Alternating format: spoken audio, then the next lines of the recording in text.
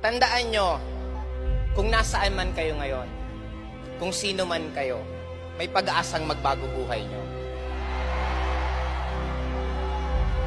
At sana, mahalin po natin ang failures.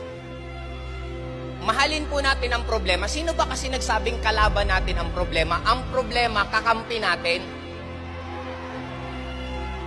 Walang naging successful na tao na hindi nahirapan. Walang nagsasalita dito sa harap na to na hindi nagutom nung nakaupo dyan. Puyat, pagod, rejection, nginingitian lang namin yan. Bakit namin nginingitian? Kasi alam namin, magbabago buhay namin. Huwag kayong matakot madapa. Huwag kayong matakot mahirapan kasi part siya ng growth.